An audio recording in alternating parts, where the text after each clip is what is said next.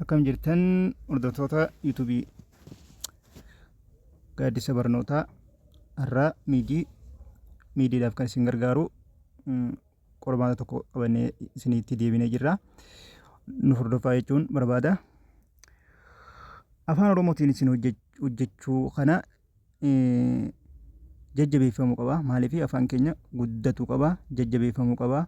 Hawwii afaan keenyaa qabnu mul'isa waan ta'eef akkasumatti namoota afaan Oromootiin hojjetan faana dhaabbannee afaan Oromollee guddisuuf haa kaanu jechuun barbaada. Kanaan alatti koomentii jalatti wantoota fooyya'uu qaban kunaanuu fooyya'u, wanti kunaanuu hojjetamu, kun akkanan nu haa hojjetamu, kun hanqina akkanaa qaba jedhanii kaasuun wal jajjabeessuudha, wal cimsuudha. Akkasitti afaan akka dhaabbattan jechuun barbaada. Haa eegallu. Okay. Complete the conditional sentences type 1 by using the verbs in the correct form. Wantiin asirratti isin jechuun barbaadu qormaatii fireeshmaanii gaafa ba'u ajaja hordofuudha. Wanni guddaan ijoon ajaja hordofuudha. Gaafiilee sasalphoo ta'an baay'ee kan itti namoonni nyaatamaa turan ajaja hordofuudha buudha malee gaafiileen nama dhibdeetii miti jechuu barbaadeeti. Kanumaan maaliin guuti jedha. Asumarraa kun maaliin guuti jedha. Yoo ilaaltanii jiraattan maaliin fayyadame jedha. Simple conditionally type 1 fayyadame. Ajaja kana hordofnaa jechuun hanga ajajichi inni gaafileen hanga hundumtutti ajaja kana hordofnaa jechuudha. Haa eegallu. If you blank verbilee pattern putting the verbs in the correct form. Verbiiwwan hammattuu keessatti kaa'amanii jiran keessa kaa'amanii jiraman formii conditional type 1 haguutuu danda'uu fi isa sirrii ta'een guutii jedha. If you blank hammattuu keessa seendi kannee this letter now she blank receive it tomorrow jedha. Amma nuti asitti generaalii gaafilee kana jan guutuudhaaf foormulaa conditional type 1 beekuu qabna jechuudha. Conditional type 1 if clause qaba, main clause qaba jechuudha. Main clause qaba, ciroo hirkataa fi ciroo of danda'a qaba jechuudha baadeeti. Ciroo hirkataa jalatti if gise jedhu if plus verbi 1 base verbi 1 jechuudha. Verbi 1 dha. Then as jalatti immoo maali? Will plus verbi 1 yookaan base verbi dha jechuudha. Bakka gaafilee jahan kana dalaguudhaaf foormulaalee kana hordofuu qabna jechuudha. Malee wanti haaroo ittiin jiru garuu wanni guddaan ajaja maal nuun jee kayyoosan ajajichiisan qaceellotti dursinee ajaja dubbifachuu qabna jechuudha. Gaafa qormaata dalayyuu eegallu wantoonni kanaa kun nama nyaatuun beekaman jechuudha. Gaafilcha wallaaltee osoo hin ta'in qormaata ajaja hordofuun dirqama jechuu barbaadeeti. If you blank send this letter now she received it tomorrow. Simple present if clause dha waan ta'eef asiin ciroo hanga bakka hammattuun jirtu irratti ciroo hirkataadha. Maal goonaa ciroo hirkataa jalatti if plus base verbi dha. Sendiin asitti verbi waan dha waan ta'eef kunilleen seenduma ta'a jechuudha. Verbuma kanaa asitti as dabarsina seenduma ta'a jechuudha. Kanaaf seenduma qofa ta'a jechuudha. Verbi waan isuma tarkichi tana goonaa jechuudha. Inda she blank receive it tomorrow. Asirra maal jenne main clause dha kun ciroo of danda'aadha. Ciroo of danda'an maal jenne will plus base verbi dha. She blank she will goona jechuudha. She will receive jennaan jechuudha. Will gooneeti boodaan immoo verbii kana kan jijjiirre base verbuma isuma kana keenyaa jechuudha. Plus receive goona jechuudha baadeeti. Gara gaafii lammaffaatti yoo dabarre kun waan hammas mara nama dhibuu miti. Wanni isarraa nama dhibuu ajaja hordofuu dhabuu qofa. Gaafilee kana hunda akka dalayne itti ilaala jechuudha. Gaafilee kana jaan dalaguudhaaf ajaja tokkichaa kana qofa hordofuudha. Wanti ijoo ta'e malee gaafii kana dalaguu dadhabuu miti jechuudha. Peggy blank shopping if she blank time in the afternoon. Peggy'n a person dha. Blank go to the shopping. If she blank ifin yeroo tokko gara bitaa yeroo tokko gara mirgaa darbuu danda'a. Bakka darbee sanitti ciroo hirkataa taa'eetuma gamana dabaraa ciroo if danda'an gamanaaf gamas dabruus ni danda'a jechuudha. Kun no matter rakkoon qabu. Okay, gaafa san eenyutu bakka tana jira? Ifiin gamana jira moo gara jira qofa laalla jechuudha. Ifii bira bakka tana qofa ifii wiiliidhaan follow akka godhuu hin dandeenye beekuu qabna jechuudha. Ifii boodaan verbi 1 base verbi qofa fayyadamna jechuudha. If she have a time. Okay, haafiidha kan bakka tana qabeenya agarsiisu. Nuti maal goona tun verbiin amma wanni tun auxiliary verbiin akka maal gargaaru jirti akka verbitti base verbiitti gargaaru jirti maana kaayatti kanaaf she plus shin singularidha waan ta'eef 30% singular she he it warra jennuun sun waan ta'eef haasi jijjiirra jechuun ta'a nuti hanga nuu qofa laaqunoola haaf hin goonu she has goona haas bakka tana haas guunna jechuu barbaadeeti haaviin tun verbitti bakka tana jirtu qabeenya mul'isuusiiti yoo yeroo qabaatte hatta jettu waan taateef nuti jijjiiree foormii sirriitti hin guutaa jechuudha. Kanaaf haas goona jechuudha. Isii tana qofa gara haas jijjiiruudha. Kun asitti immoo foogii maal jennee ifiin asiin amma himni bakka tana jiru if close yookaan ciroo hirkataadha. Ciroo of danda'an garan. Ciroo of danda'an maaliif keessaa qabaa? Wiiliif keessaa qabaa jechuudha. Foogii wiil goota jechuudha. Foogii wiil goo. Wanni nuti beekuu qabnu maal beeka tanatti bakka tana wanni nuti isinii himu qabu. Wiiliin akka 30% singularii sanitti goos maarroo jennee ES ittiin daballu. Kana walii haa gallu. Wiil bakka tana foogiin kun nam tokko jennee goos wiil goos hin jennuun jechuu barbaadeeti. Maali wiil goo jennaan jechuudha. Wiil gooneetuma pilaas gootan akkasuma isin jirtu san keenya jechuudha. Silaama foogiin asin nam tokko maaliif asitti ES ittiin daballa kan jedhu wiilii tanaan nu dhorka jechuudha. Wiilii duubaan bees verbiidha fayyadamnaa jechuu barbaadeeti. Okay. Sun akkas ta'a kun haas ta'a asitti kun ammoo asitti wiil goota jechuudha wiil goota wiil goo kun wiil goota ta'a. Okay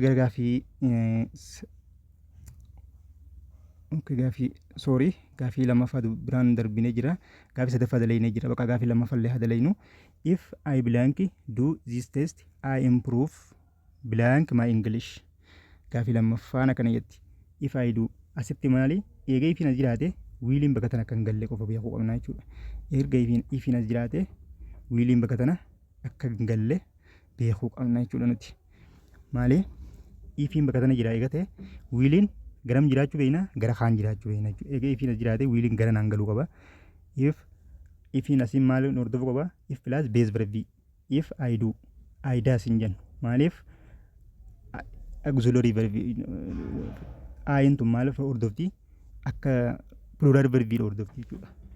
She faa osoo ta'e she does if she does jenna jechuudha. If he does faa jenna malee if I do jenna kun if I do masitti as dabarsuudha rakkoo biraan jiru kun ammoo asitti wiilitti dabalta I will gooteeti will goote improve akkuma isin jirtu keessa jechuudha kan jijjiirre gaafii lammaffallee dalayne gara gaafii arfaffaa yoo dabarre gaafii arfaffaan Simoon namni Simoon jedhamu go as keessa kanneen blank to London next week if she blank a cheap flight. Okay imala wanti rakasha yoo argate xiyyaara rakasha yoo argate yookaan gatii danda'u yoo argate gara London ni balali'aadha. Simoon amma gaa ifiin eessa jira gara na jira kana jechuun gara harka mirgaatti maaltu jira if closing galee jira jechuudha. If closing gara na jira jechuudha. If closing if plus base verb hordofaa inni jira jechuudha. If plus base verb if he bakka tana jira he kana hordofee kan dhufu he akka reefun tanaa wiilii duubaan will goes hin jennu san hin ta'umma akkasa sun ta'in if he goes if he gets jenna jechuudha. If he gets SC sanitti daballaa jechuudha. If he gets goona jechuudha. SC itti daballeeti if he gets goona. Wiilii duubaan akkas hin taane malee if he duubaan no matter ni hordofaa jechuudha seera san ni hordofaa jechuudha. Gara gaafii shanaffaatti yoo darbine if they blank study not harder they pass not the exam kun negatiif akka goonu nu barbaachise malee waan biraa miti jechuudha. Negatiifaan akka goonu nu barbaachise. If they blank study harder wanti nuti beekuu qabnu conditionalii taayipii waan qofaan guutuu barbaanna. Ifiin bakka tana jira kana jechuun if closing yookaan ciroon hirkatan gamana bitaa jira jechuudha. Kanaaf bakka tana maal goona if itiin maal inni egaa auxiliary verb 30% singular warreen nuun sanii jechuudha. Maal hordofti reensi goona jechuudha. Reensi garuu osoo wiil ta'e duubaan reensi hin jennu barbaadeeti. Garuu ifii duubaan reensi ni hordofa. Subject irratti hundaa'e jechuudha. I have to note water plants maal goona I nama haaviidhaan follow ni ta'a. Haas jijjiiruun nu barbaachisu. I will have not goona jechuudha. I will have not to water the plant. Yeroo roobuu baate biqiltuun kun bishaan hin argattu. Bishaan namni itti fidu hin jiru yookaan bishaan namni obaasu hin jiru yoo itti roobe malee jennee tilmaamudha jechuudha kuni. Prediction akkasiiti. Kun maal ta'e jechuudha? I have to. I will have to. Sorry. I will have to goona jechuudha. I will have to. Akkasii jechuudha. I will have to jenneeniiti guunna jechuudha. Okay. Gara gaafii itti aanutti haa darbinu. Complete the sentences. Complete the sentences what? Complete the sentences follows. Amma asirratti reefuun tana maal hordofna jenne conditional type 1 dha jennee turre. Amma immoo conditional type 2 dha hordofnaa jechuudha. Conditional type 2 formiin isaa akkami? Subject plus if jechuudha. If plus verb 2 kun maali? If clause dha yookaan ciroo hirkataa jalatti kan jennaa. Main clause immoo would hundaafuu jechuudha. Would plus base verb yookaan verb 1 dha jechuudha. Akkana jechuudha. Gaafii tana afraniif formulaa kan hordofnaa jechuudha. Naman dararu. Okay, if I blank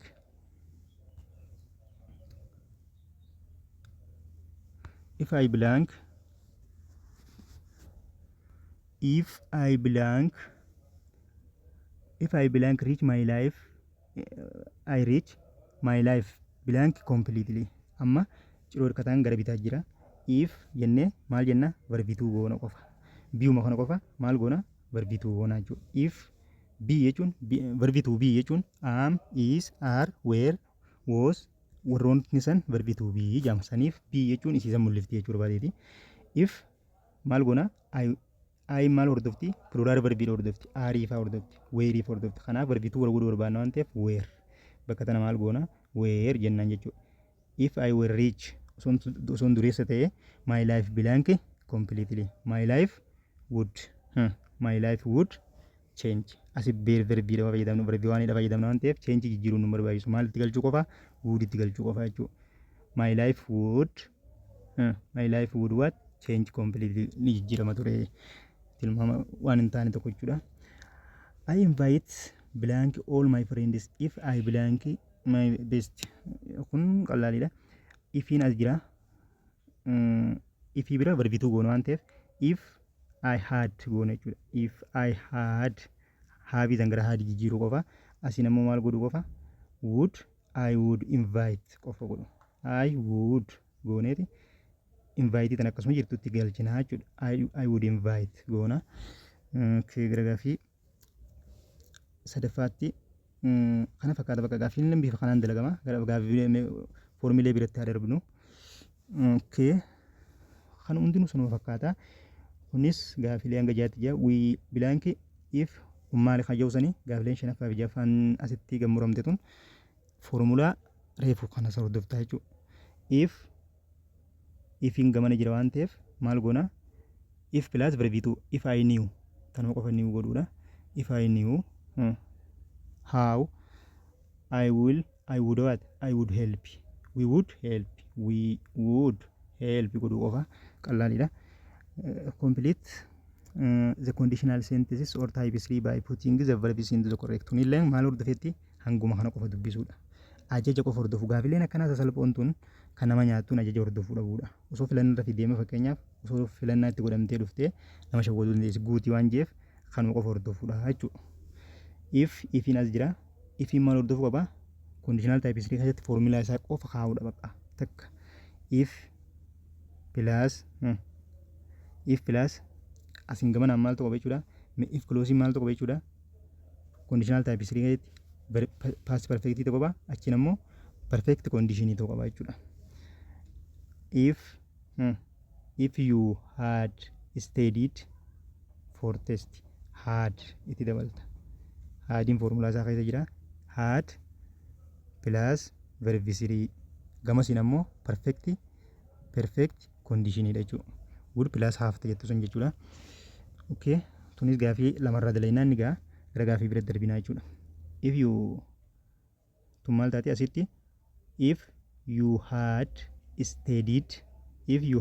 studied for the test osoon qo'addee ture osoon qormaata kanaaf dubbisee ture osoon battallee tanaaf dubbisee ture maal jaa dubbisee turte osoo dubbistee turte gorsa jechuudha.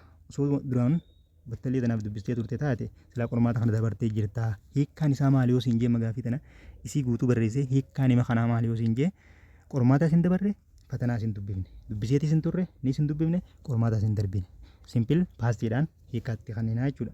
Paasti perfektiidhaa waan ta'eef simple paastiidhaan hiikkaa kanneenaaf jechuudha. If you ask tunis akkam taati if you akkanaami you had asked goona jechuudha. Asitti immoo I would helped you goona jechuudha rakkoon qabu. Tana keessa gaafilee takka yoo dalaynee ni gaafa. If it blank not start to rain we walk to the museum. Okay. Negative godhii guutii jechuudha baadeeti. If it had not yookaan hadn't started. If it